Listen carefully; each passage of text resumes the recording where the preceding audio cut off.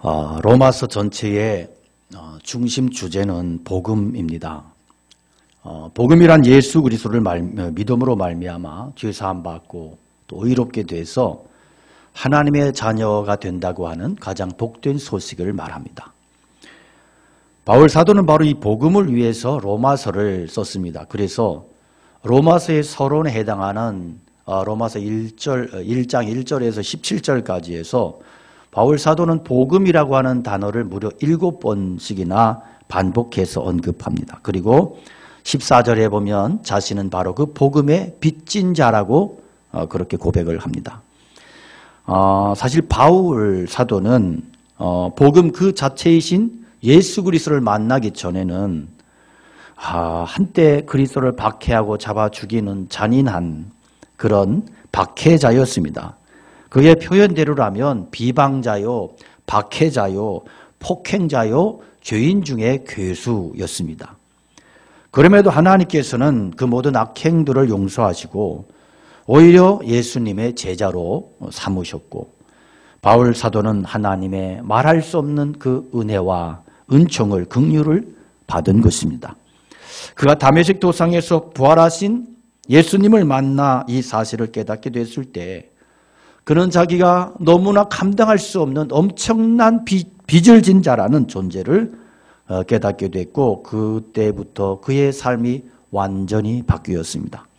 죽을 때까지 다 갚을 수 없는 그 엄청난 사랑과 은혜의 빚진 자가 되었고 그래서 그는 주님 앞에 가는 그 순간까지 복음의 빚진 자가 돼서 복음 전하는 사명을 다했습니다. 먼저 궁금한 것은 바울 사도는 왜 로마 교회에 복음 전하기를 그렇게도 원했을까요? 오늘 15절에 보면 그러므로 나는 할 수 있는 대로 로마에 있는 너희에게도 복음 전하기를 원한다 했어요.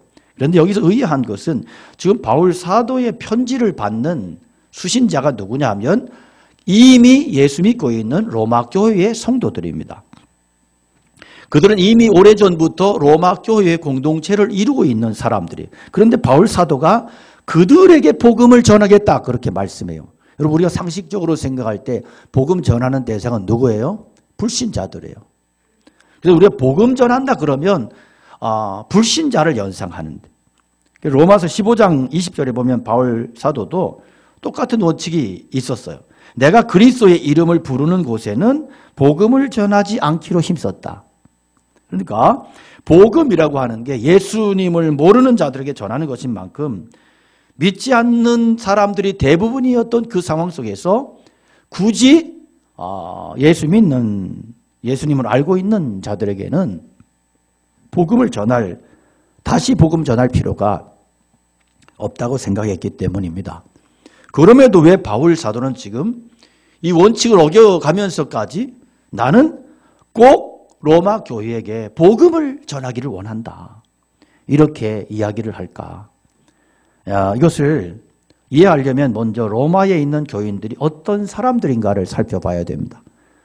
오늘 6절, 7절 읽지는 않았지만 본문 앞의 내용을 보면 로마 교인들에 대한 명칭이 3가지가 나와요. 너희도 그들 중에서 예수 그리스도의 것으로 부르심 받은 자다. 다음에 로마에서 2번째 하나님의 사랑하심을 받고 3번째 성도로 부르심을 받은 모든 자에게 그랬어요. 첫째는 예수 그리스도의 것으로 부르심 받은 자예요. 이 말은 그리스도께서 피로 값주고 사심받은 그리스도의 것이 되었다. 그런 말이에요. 2번째는 하나님의 사랑을 입은 자라고 했고 3번째는 성도로 부르심을 입은 자다 그랬어요. 성도라고 하는 말은 거룩한 자라는 뜻인데 원래 이 거룩이라고 하는 말은 구분한다, 구별한다는 뜻이에요. 그래서 성도라고 하는 말은 도덕적으로 윤리적으로 어떤 그런 거룩하다는 뜻보다는 세상으로부터 많은 사람들로부터 하나님의 사람으로 하나님의 백성으로 구별되어졌다 그런 뜻이 더 정확합니다. 이렇게 로마에 있는 그리스도인들은 3가지의 신분을 가진 자들, 그리스도의 것, 하나님의 사랑을 받은 자, 그리고 성도로 부르심을 입은 자. 그리고 이 3가지는 우리 그리스도인들이 항상 가지고 있어야 되는 신분의식에 대한 정체성이에요. 더군다나 오늘 본문 8절에 보면 로마 교인들의 믿음은 온 세상에 전파될 정도로 그렇게 믿음 있는 교회였어요. 또 바울 사도는 로마서 16장 19절에서 너희의 순종함이 모든 사람에게 들리는지라 그러므로 내가 너희를 위하여 기뻐한다 그랬어요. 굉장히 수준이 있었던 교회예요. 이 말씀에 의하면 로마 교회의 성도들의 신앙은 어떤 신앙이냐? 믿기만 할 뿐만이 아니라 그 믿는 바를 삶에서 순종해내는 신앙이었다는 거예요. 그런 정도의 수준인데 그럼에도 불구하고 사도는 왜 다른 사람들도 아닌 로마 교회의 성도들을 향해서 복음을 그렇게 전하기를 원했을까 하는 거예요. 10절의 말씀 보면 어떻게 하든지 이제 하나님의 뜻 안에서 너에게로 나아갈 좋은 길 얻기를 내가 기도한다. 11절에 보면 너희 보기를 간절히 원한다. 13절에는 내가 여러 번 너희에게 가고자 한 것을 너희가 모르기를 원치 않는다. 여러 번 가려고 했지 못 갔다는 거예요. 이 말은 지금까지 바울 사도가 로마 교회 교인들을 찾아가서 복음 전하려고 여러 번 시도했다는 거죠. 그리고 마침내 15절에 보면 그러므로 나는 할 수 있는 대로 로마에 있는 너희에게도 복음 전하기를 원한다 그랬어요. 어떻게 해서라도 너희에게 꼭 가서 복음을 전하기를 원한다. 복음을 전하겠다는 거예요. 그렇다면 우리는 바울 사도의 이런 끈질긴 열정과 의지를 통해서 그가 로마에 가서 그렇게 복음을 전하고자 했던 분명한 이유가 있지 않을까 하는 결론을 얻을 수 있어요. 그게 뭘까? 여기에 대해서 많은 사실은 성경학자들이 여러 가지 추측과 논란을 했어요. 그런데 사실 그 결론은 너무나 간단하고 뭐 대단한 내용이 아니에요.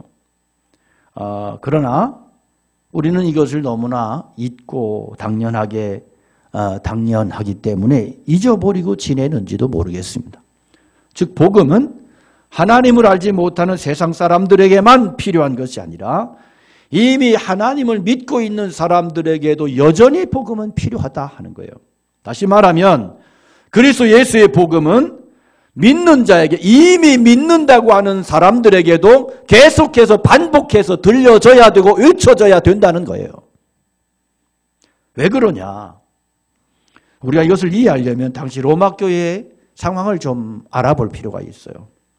로마 교회를 누가 세웠는지는 몰라요. 그러나 바울 사도가 고린도 교회에서 이 로마 교회를 향해서 이 성경을 쓸 당시에 이미 로마 교회는 적어도 20년 이상 그렇게 개척되어서 존재되었던 상태죠.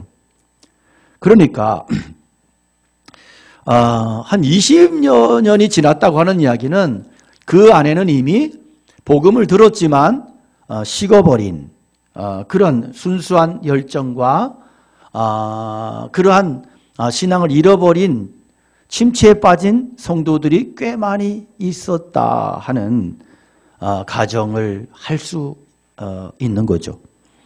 로마서 13장 13절 이하에 보면 바울 사도가 엄격하게 경고하는 말씀이 나와요. 낮에와 같이 단정히 행하고 방탕과 술 취하지 말며 음란과 호색하지 말며 쟁투와 시기하지 말고 오직 주 예수 그리스도를 옷 입고 정욕을 위하여 육신의 일을 도모하지 말라. 그러니까 당시 예수 믿고 교회에 드나들고 있지만 뭔가 잘못된 사람들이 교회 안에 많이 있었다. 그런 사람들은 복음을 다시 듣고 은혜 받을 필요가 있었다. 회복될 필요가 있었다. 그래서 저는 바울 사도가 영적인 힘을 잃어가고 있는 그들에게 다시 한번 뜨거운 복음을 생생하게 전하려고 하는 그런 간절한 소원을 가지고 있었다고 생각을 합니다. 이것이 첫 번째 이유예요. 게다가 로마 교회는 유대인과 이방인들로 구성이 되어 있었고 이방인들이 오히려 다수를 차지하고 있는 그런 교회였어요. 그런데 이 집단 사이에 문제가 한 가지 있었어요. 그것은 구원에 관한 서로 다른 입장차가 너무나 컸다. 유대인 그리스도인들은 이방인 그리스도인들에게도 예수님 믿는 것 외에 유대 율법을 너희도 똑같이 지켜야 된다. 이렇게 요구를 했어요. 특히 할례의 문제만큼 반드시 너희가 할례를 받아야 된다. 그래서 이로 인한 갈등이 심각했습니다. 문제는 이 로마에 있는 교인들 중에서 이방인들이 구원을 받으려고 그러면 예수 그리스도에 관한 믿음에 플러스 유대 율법을 함께 지켜야 된다. 이렇게 주장하는 율법주의자들이 있었던 거예요. 그들의 율법 지킴을 그들은 구원의 필수 조건이라고 고집을 했어요. 이게 바로 그들이 복음을 다시 들어야 했던 중요한 이유, 두 번째 이유입니다. 그다음에 세 번째로 당시의 로마는 전 세계 죄악을 다 모아놓은 그런 도시예요. 온갖 우상을 섬기고 동성연애가 판을 치고 성적 문란이 극에 달해 있고, 그러면서도 정치적으로는 전 세계를 지배하는 교만한 도시가 로마였어요. 그래서 하나님을 하나님으로 알지 아니하고 온갖 죄악이 창궐한 도시가 바로 로마였어요. 이렇게 로마는 전 세계 모든 죄악을 다 모아놓은 그러면 죄악의 진열장과 같은 도시, 그렇기 때문에 거기에 세워진 로마 교회는 여전히 유혹과 도전이 많았던 거예요. 따라서 비록 로마 교회는 세워진 지 20여 년이나 되었고 믿음과 순종이 소문난 교회였지만, 이런 여러 가지 이유로 인해서 상당한 문제가 많았고 그 믿음이 흔들릴 가능성이 아주 많았던 교회였습니다. 그래서 이런 어떤 많은 문제들 때문에 영적인 갈등을 겪고 또 무너지고 신앙이 넘어지고 유혹에 빠지고 믿음이 흔들리는 사람들이 상당수 있었다는 말입니다. 이 근거가 11절에 나오는데, 내가 너희 보기를 간절히 원하는 것은 어떤 신령한 은사를 너희에게 나누어 주어 너희를 견고하게 하려 한다. 여러분, 우리가 믿음이 견고한 사람을 향해서 야, 내가 너의 믿음을 견고하게 해줄게, 그러지는 않잖아요. 그러니까 내가 너희들의 믿음을 견고하게 해주기를 원한다, 이 말은 뭐예요? 로마 교회는 지금 믿음이 상당히 흔들리고 있다는 거예요. 즉 바울 사도는 여러 가지 문제로 인해서 그 믿음이 흔들리고 있는 로마 교회 신자들의 믿음을 다시 한번 확실하게 견고하게 세워지기 위해서 그들에게 신령한 은사를 나누어 주기를 원했어요.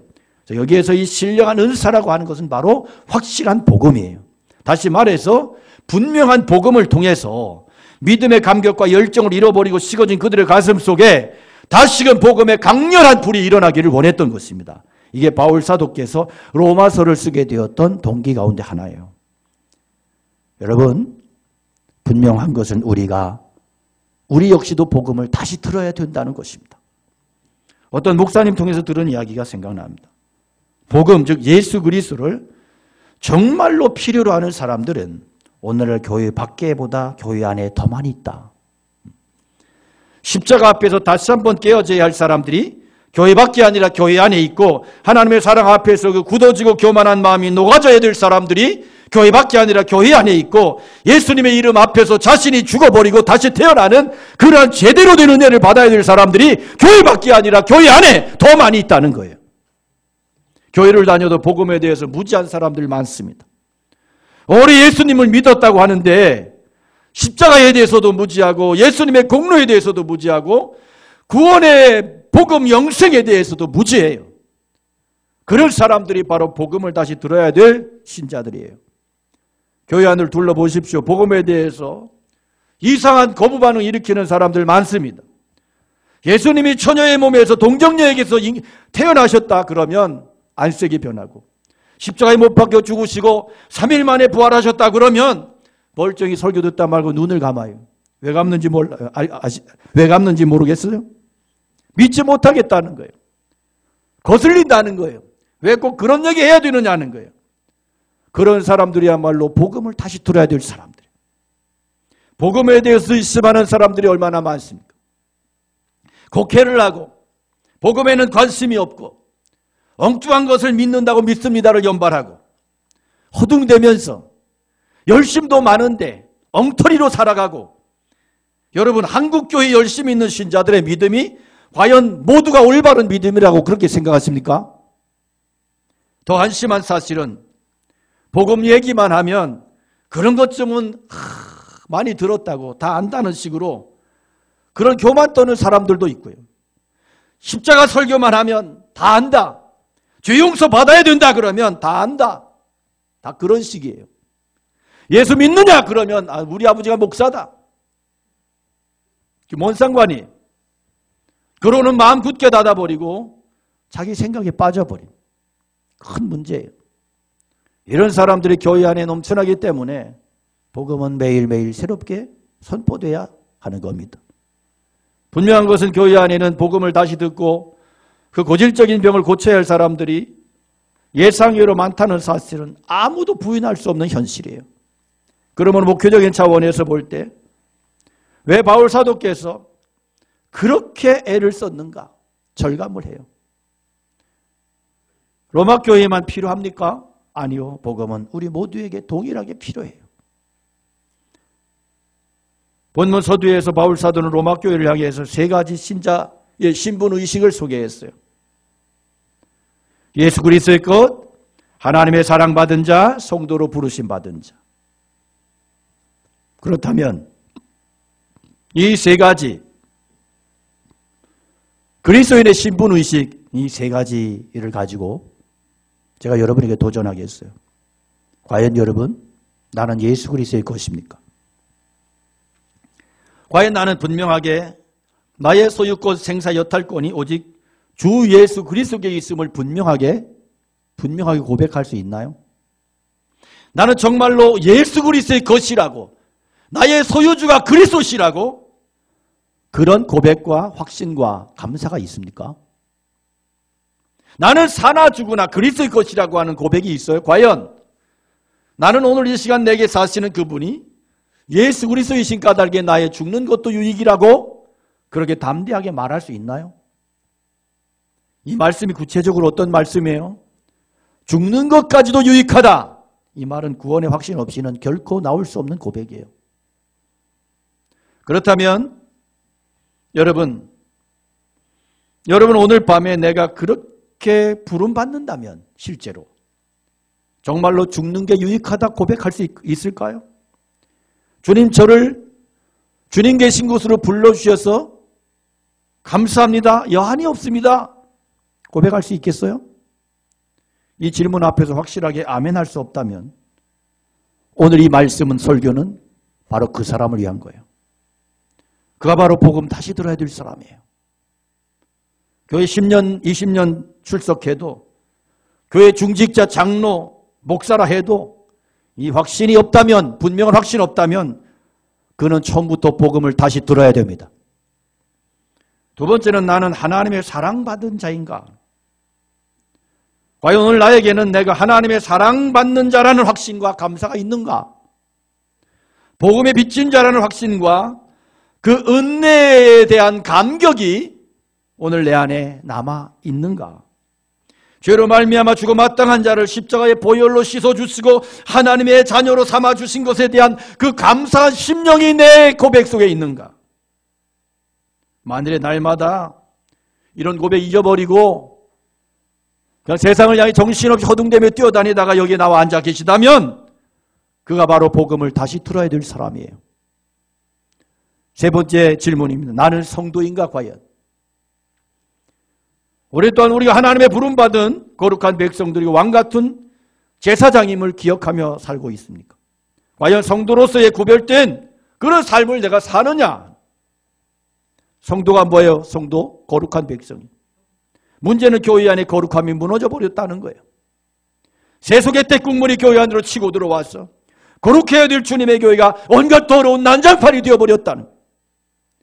거룩한 백성은 구별된 백성이라는 거예요. 그런데 안타까운 것은 오늘 많은 그리스도인들이 교회 안에서 찬송 부르고 기도하고 예배 드릴 때는 제법 믿음이 좋은 것 같아요. 연기도 잘해요. 그런데 교회만 나가면 성도인지 세상에 속한 사람들인지 도대체 구분이 안 되는 거예요. 세상 사람들하고 똑같이 거짓말하고 똑같이 미워하고 똑같이 이데올로기 사상에 치우쳐 빠져버리고 똑같이 시기하고 욕하고 부정직한 행동하고 도무지 세상과 구별된 모습이 없잖아요. 그래서 이 사회에서 부정적인 사건이 터졌다 그러면 꼭 거기에 교인들이 껴있어요. 이런 한국교회를 향해서 지금 세상 사람들은 기독교가 아니라 개독교라고 비난하고 욕하고 있어요. 그리고 그들의 비난하는 말을 들어보면 그 원인을 제공한 장본인들이 교회이고 중직자요 목사들이고 장로들이에요. 교회의 권위가 땅바닥에 처박혀 버렸습니다. 아무도 교회를 거룩하다 인정하지 않습니다. 정말이지 세상 사람들과는 구별되게 살라고 성도로 부름받은 우리들이 어쩌다가 이 지경에 처해 있는지 모르겠어요. 오늘 우리들에게는 정말로 나는 구별된 자라고 하는 자의식이, 나는 성도라고 하는 자의식이 있기를 한 겁니까? 그렇지 못하다면 우리는 복음을 다시 들어야 되는 것입니다. 그래서 로마서 13장 11절의 이하의 말씀을 보면 사도께서 복음의 열정과 능력을 상실한 채 침체에 빠져버린 로마 교회를 향해서 피를 토하는 심정으로 그렇게 권면하며 경고한 말씀이 나오고 있어요. 낮에와 같이 단정 행해라. 방탕하지 마라. 술 취하지 마라. 음란하지 마라. 호색하지 마라. 쟁투하지 마라. 시기하지 마라. 오직 주 예수 그리스도로 옷 입어라. 얼마나 무서운 충고예요. 당시 로마 교회 안에는 예수 믿는다고 교회를 들락날락거리지만 엉터리들이 너무너무 많았어요. 그래서 복음을 다시 전해야 되겠다고 하는 이 사도의 불붙는 간절한 심정이 있었던 겁니다. 여러분, 역사가 오래된 교회일수록 뭐가 죽어 있어요? 복음이 죽어 있어요.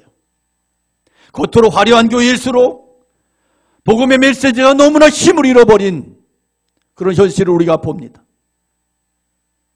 수많은 사람들이 모여있는 강단일수록 복음이 상실되어 있습니다. 사람들이 좋아하는 대로 강단에서 짓거리고 사람들의 비율을 맞추느라고 목사들이 밤을 새면서 설교 준비 아닌 설교 준비를 하고 있고 너무나 복음이 힘을 잃어버린 안타까운 현실을 봅니다. 여러분, 십자가 앞에서 다시 한번 깨어져야 될 사람이 교회에 있고 하나님의 사랑 앞에 그 굳고 교만한 마음이 깨어지고 녹아져야 될 그 사람이 바로 교회 안에 있고 예수님의 이름 앞에 자기 자신이 완전히 산산조각 났어. 그렇게 그런 은혜를 받아야 되는 사람들이 교회 안에 차고 넘치고 있어요. 예수님의 복음이 전파될 때 성령의 역사로 그 안에서 다시금 태어나야 될 그 사람이 교회 안에 차고 넘치고 있어요. 여러분, 예수 믿는 사람에게 십자가의 복음이 얼마나 필요해요. 믿음이 좋다고 소문난 로마 교회도 그랬다면 오늘 우리들에게는, 저와 여러분들에게는 얼마나 이 복음이 필요한 것입니까? 믿음이 든든해지면 그 다음에 구원의 감격이 와요.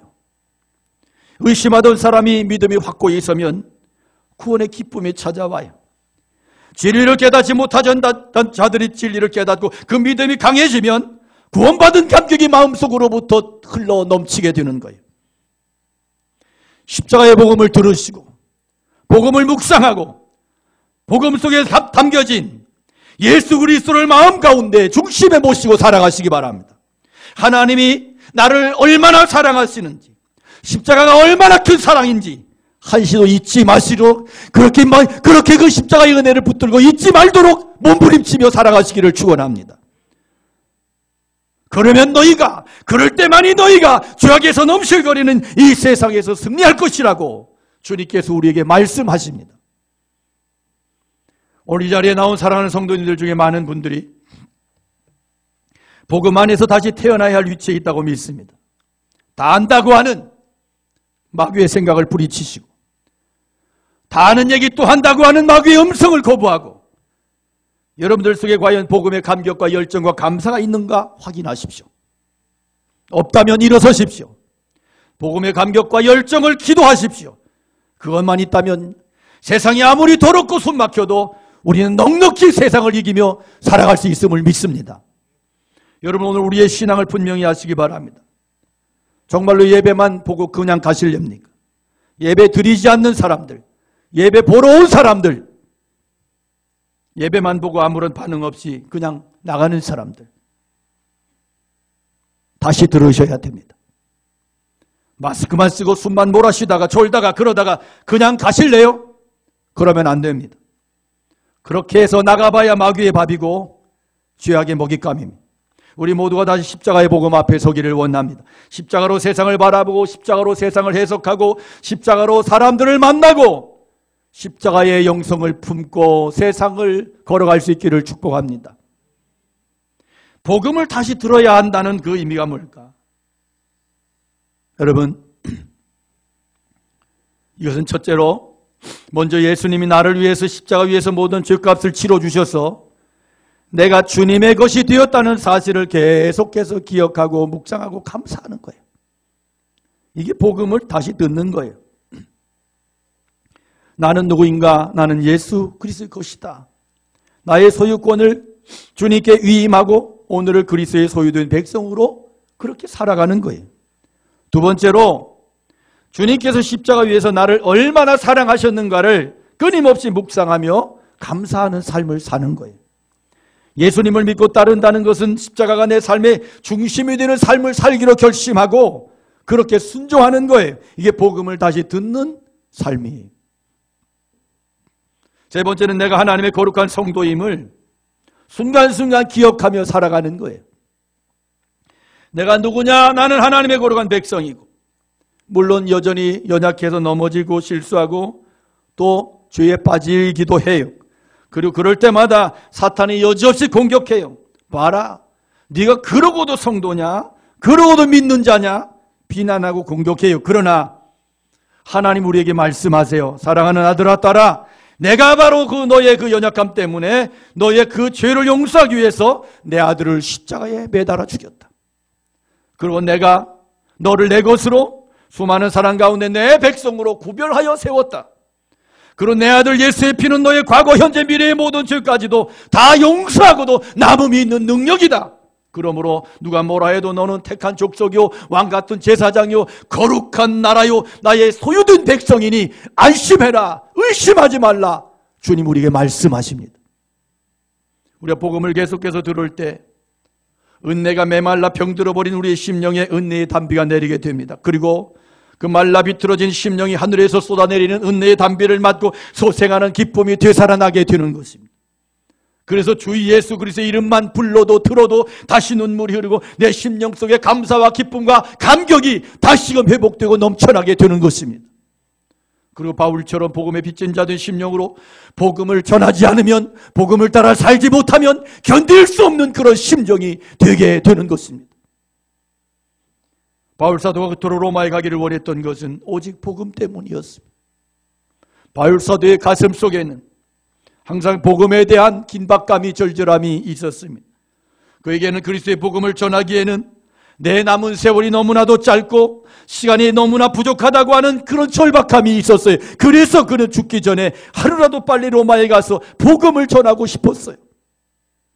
여러분, 나에게 죽기 전에 소원이 뭘까? 오늘 우리에게도 바울 사도 같은 복음 때문에 느끼는 그런 거룩한 긴박감이, 거룩한 열정이 회복되기를 축복합니다. 여러분, 인생 천년 만년 살 것처럼 오해하지 마십시오. 마스크 쓰고 코로나 바이러스 때문에 한두 달 밖에 못 나갔더니 미칠 지경이십니까? 그래서 이제는 어디로 놀러 갈까? 어디가 바람 쐴까? 그놈의 계획 세우느라고 믿음이고 뭐고 상관도 없는 것입니까? 오직 나의 남은 인생이 탐욕에 미친 인생이 아니라 복음의 감격 누리고 주님께 붙들려 쓰임받기 원합니다. 우리들의 인생이 정말로